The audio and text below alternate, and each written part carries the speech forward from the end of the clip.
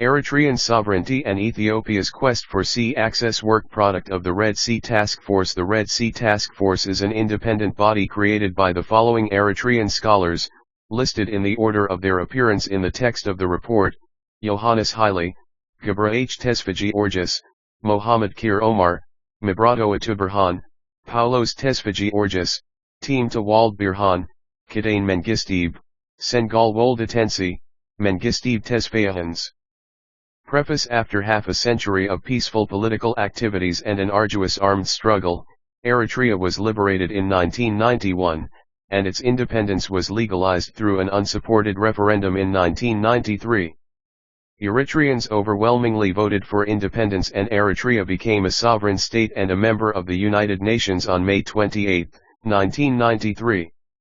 At the time of the writing of this publication, war drums are beating in the background, mainly driven by the fixation of Ethiopia's elites and government officials with ownership and access to the Red Sea. The inflammatory, and at times, hostile rhetoric surrounding this geopolitical ambition is growing louder, raising tensions in the region. The immediate motivation for this project came from Prime Minister Abiy Ahmed's address to his parliament, on October 13, 2023, claiming the Red Sea as the natural border of Ethiopia, and described ownership of the Red Sea as an existential issue. Such a statement goes counter to international laws and norms. It is an affront to the independence, sovereignty, and territorial integrity of Eritrea and the other littoral countries in the region. The Prime Minister's posture endangers the peace, security, and integrity of the Horn of Africa. Notable Ethiopian political elites used, and are still using, statements such as, "bringing back Asap to Ethiopia," in their political campaigns. As if the scars on the peoples of the two countries, inflicted by decades-long bloody and costly wars, are not enough, Ethiopia's PM Abiy Ahmed asserted that, if not during his tenure or the current generation, the next generation will make ownership of the Red Sea a reality. This burdening the next generation is dangerous, tantamount to planting a time bomb. Such dangerous narratives and threats should not go unchallenged. When politicians distort facts, scholars should assume professional and citizenry responsibilities to straighten the record by presenting historical and legal facts, and dispelling myths and false narratives. Several Eritrean scholars, including some members of this task force, attempted to rebut Ethiopia's claims at individual capacities. However, the scopes and impacts of their endeavors were very limited. Hence, I envisaged the relevance of concerted and coordinated efforts to holistically and systematically address the issue of access to the sea. Assuming the role of a coordinator, I identified and contacted individual Eritrean scholars who can address the issue of access to the sea from different angles, and established a task force we named, the Red Sea Task Force. Out of a dozen scholars approached, 8 graciously accepted my invitation, for which I am grateful. The task force is comprised of 9 scholars, 5 residing in the US, 3 in Europe and 1 in Canada. They who possess diverse educational and professional backgrounds.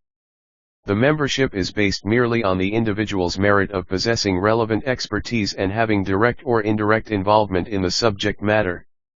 Before launching the project, I drafted terms of reference and convened a Zoom meeting on November 25, 2023. During the meeting, the task force discussed the terms of reference and identified 4 areas for analysis: A. History, B. Geography, demography, and ethnicity, C. Law of the sea, and D. Economy, to correspond with the basis of Ethiopia's claim of ownership of the Red Sea. Task force members were assigned into 4 corresponding groups based on their expertise and interest. Coordinating the 4 groups with different priorities and residing in different continents with varied time zones was challenging. Moreover, time constraints of the members delayed the project, which was initially anticipated to be completed by early 2024. The writers finally came through with their respective essays comprising the project's 4 chapters. Each of the 4 chapters covers a broad topic that deserves extensive coverage. However, a short and succinct coverage focusing on the issue at hand was preferred for the purpose here. The 4 essays needed to be integrated and edited. Thus, I asked Gabra H. Tesfagiorgis, due to his experience, to edit and integrate them, which he kindly accepted and produced an integrated product. The integrated and edited versions were thoroughly reviewed and agreed upon by all task force members. The purpose of establishing this task force and undertaking the project is to conduct objective studies and perform in-depth analyses on the different aspects of Ethiopia's claim of ownership and access to the Red Sea, as well as disseminate the outcomes through publications and other platforms. The project's intended audiences of the project are the peoples of Eritrea and Ethiopia, particularly the youth, as well as the peoples and governments of the Horn of Africa. To benefit the wider audiences in the region and provide broader access to the information, we will explore the possibility of translating the publication into the main languages in the area. We hope this project can serve as a tool for engagement and promote peace, stability, and development in the Horn of Africa, particularly between the peoples of Eritrea and Ethiopia. I would like to take this opportunity to convey my heartfelt gratitude to the members of the task force who demonstrated their expertise in the subjects, upheld their scholarly responsibilities, and diligently contributed to the chapters compiled in this project. Finally, as can be learned from the brief bios of the contributors, the writers are affiliated with various institutions. The opinions expressed in this publication are their own, and do not reflect the policy or position of the institutions with which they are affiliated. Johannes Haile, coordinator of the Red Sea Task Force. Introduction. Gabra Hiwet Tesfagiorgis. This publication is the work product of an ad hoc task force, the Red Sea Task Force, comprised of Eritrean scholars who have expertise and/or interest in different aspects of the issue of access to the sea. It was established to carry out a study addressing Eritrea's sovereignty and territorial integrity in the face of Ethiopia's quest for ownership and access to the sea, particularly Eritrea's Red Sea coast. The task force is independent, with no affiliation to any political entity. Its membership is based only on the individual participants' merit of possessing relevant expertise, interest, and having direct or indirect involvement in the subject matter. Credit goes to Johannes Haile, as noted in the preface, who identified and contacted the scholars from different fields of study and different geographic locations, some residing in North America and others in Europe, to volunteer to undertake the 4 essays comprising the project.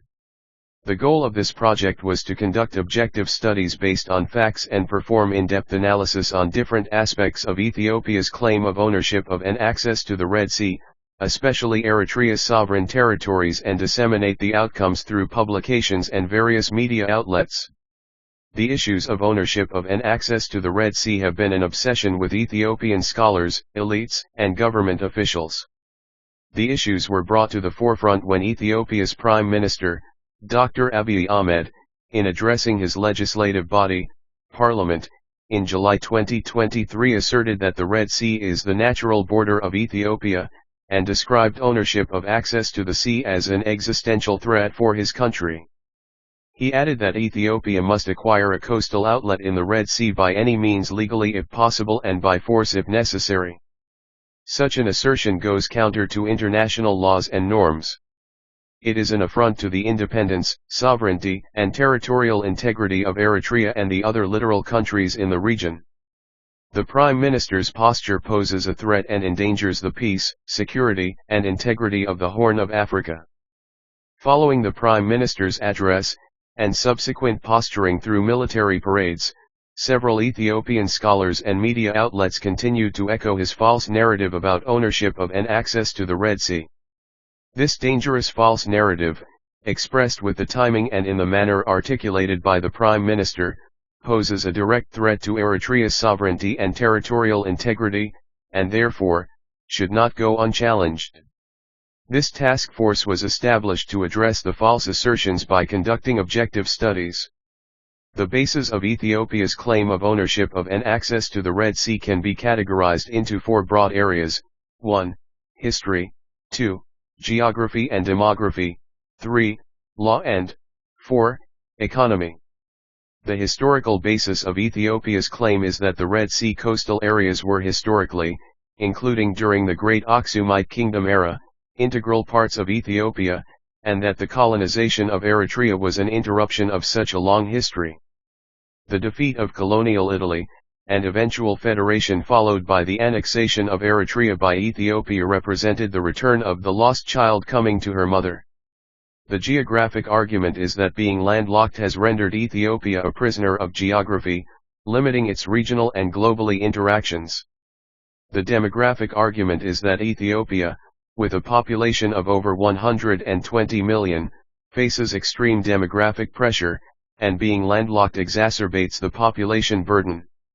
An extension of the demographic argument is the ethnic argument, asserting that the ethnic Afar people, straddling the countries of Djibouti, Eritrea, and Ethiopia, most of whom reside on the Ethiopian side, make Ethiopia the true home of the Afar people. By extension, the Red Sea coasts, especially Assab and its environs, should be part of Ethiopia. The legal argument asserts that Ethiopia has the right of access to the sea, as was a recognized factor in the disposition of the Italian colony of Eritrea, which resulted in the UN resolution to federate it with Ethiopia. Failing to make a distinction between ownership of coastal areas and right of access to the sea, Ethiopians simply assert that international law gives Ethiopia the right to own and control the Red Sea coast, focusing particularly on Assab and its environs. The economic argument is that Ethiopia, with a population of over 120 million, deserves control of a sea outlet. Being landlocked is a handicap to economic development and is thus an existential threat to Ethiopia. These four broad areas collectively have become the basis for structuring this project into 4 chapters, each undertaken by Eritrean scholars with fields of study and background corresponding to their respective areas. In Chapter 1, the duo, Mohammed Kir Omer and Mibrato Atuberhan, explore the historical basis of Ethiopia's claim to ownership of the Red Sea, especially the port of Assab and its environs.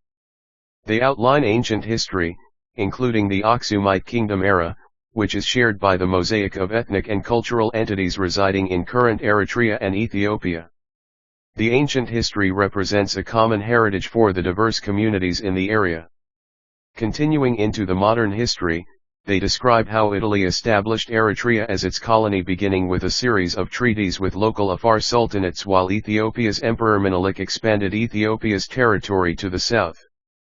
Treaties in the early 1990s, concluded between Italy, the colonizer of Eritrea, and Ethiopia's Emperor Menelik, established the current boundaries between Eritrea and Ethiopia, the most relevant aspect of history for the purpose here. The same duo, Mibrato Atuberhan and Mohammed Kir Omer, take up the geographic and demographic/ethnic aspects of Ethiopia's demand for access to the Red Sea in Chapter 2. They outline geographic and demographic factors underlying Ethiopia's isolation and argue that those factors are more important determinants for Ethiopia's development than access to the sea.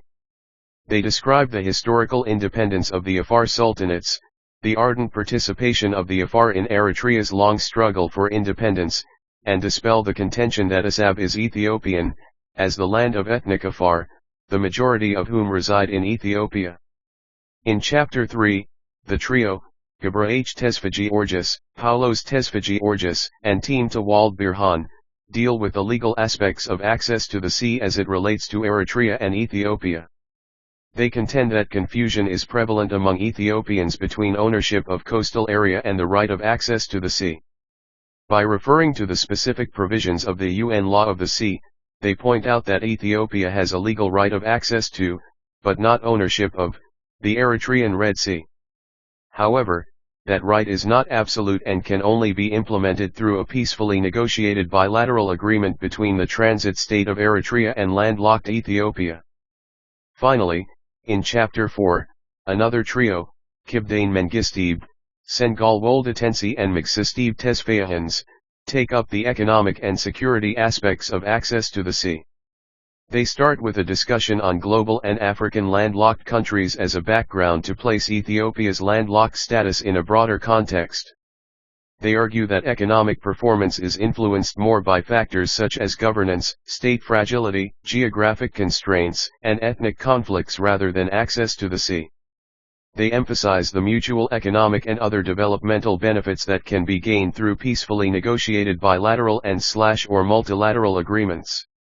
In the summary and conclusion section, Gabra H. Tesfaji Orges summarizes the salient points of the 4 chapters and concludes with some thoughtful recommendations. If implemented, can lead to peace, stability, and economic development not only in Eritrea and Ethiopia but the whole region of the Horn of Africa.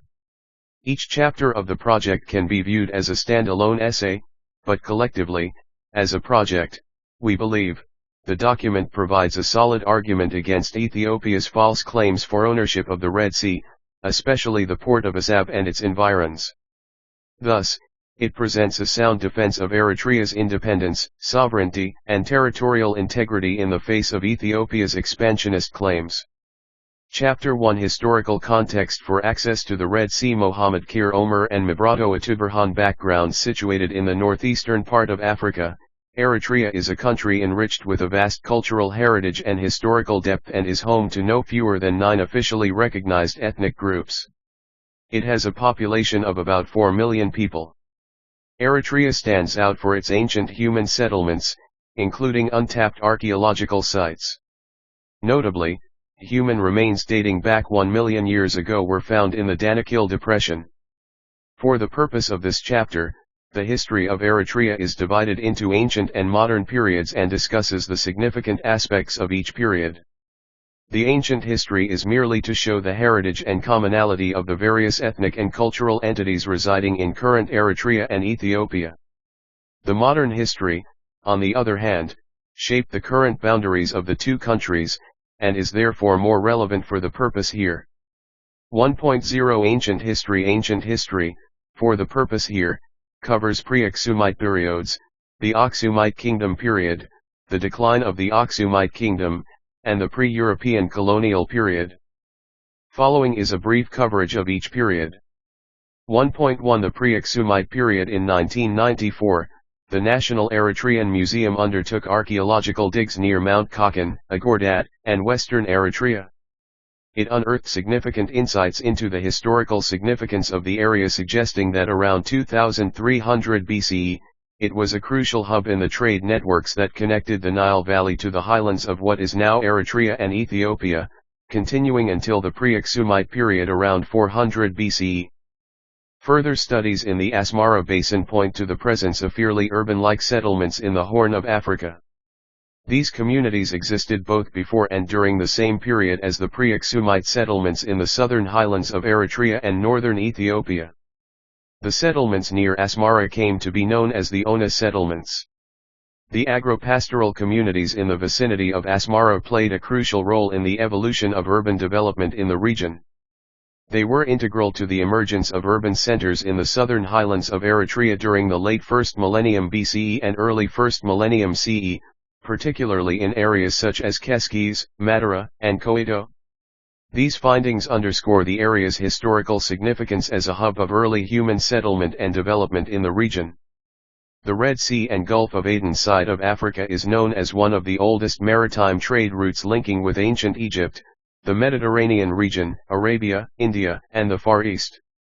The historic land of Punt, God's land, known to cover areas of modern Djibouti, Eritrea, Ethiopia, and Somalia, connected the Horn of Africa hinterland with ancient Egypt. The major exports of the region were gold, slaves, and various animal and plant products. Imports included various agricultural and household tools and ornamental products. 1.2 The Aksumite Kingdom. The interaction between African Cushitic and Middle Eastern Semitic cultures across the Red Sea was crucial for the rise of complex societies, leading to the formation of the Aksumite Empire. Aksum's strategic location enabled its transformation into a powerful regional entity, controlling trade, and benefiting from agricultural surplus facilitated by the introduction of the plough, Boardman 1999. The empire's economy was bolstered by its controlling resource-rich western provinces, providing slaves, gold, and several natural products. Aksum engaged in long-distance trade, developed written literature, used coinage, and facilitated the introduction and spread of Christianity and Islam. Philipson 2012. The Aksumite Kingdom, c. 50 BC 650-700 CE, was the main commercial partner of the Roman and Byzantine empires in the early to mid-1st millennium CE. In the 4th century CE, it adopted Christianity as the state religion. The kingdom, which was one of the strongest in Africa, was centered in current Tigray and southern Eritrea. Aksum's power was driven mainly by surplus feudal extraction supported by domination over resource-rich regions in the Nile basin. Whether Aksum was a maritime power is an unresolved debate, but there is no doubt that it had a closer interaction with the sea. While some sources suggest that it had a direct control, including levying tax on passing ships, others indicate that its influence was mainly indirect and through the close ties it had with powers afar. The Aksumite kingdom even invaded Yemen, with Byzantine providing her with a fleet of ships to carry Aksumite soldiers to the west coast of Yemen.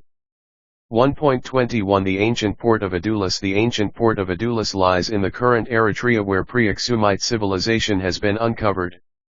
It was established by the Ptolemaic dynasty that controlled Egypt for almost 3 centuries, 305 to 30 BCE, eventually falling to the Romans. The Aksumite kingdom and ancient kingdoms in Sudan, such as Meroe, used the port for commercial purposes. One of the earliest recorded histories about Adulis is found in the Periplus of the Erythraean Sea, Travel and Trade in the Indian Ocean, believed to be written in 60 CE by a Greek historian and traveler. Adulis is mentioned 31 times in the book. Some excerpts from the book include the following.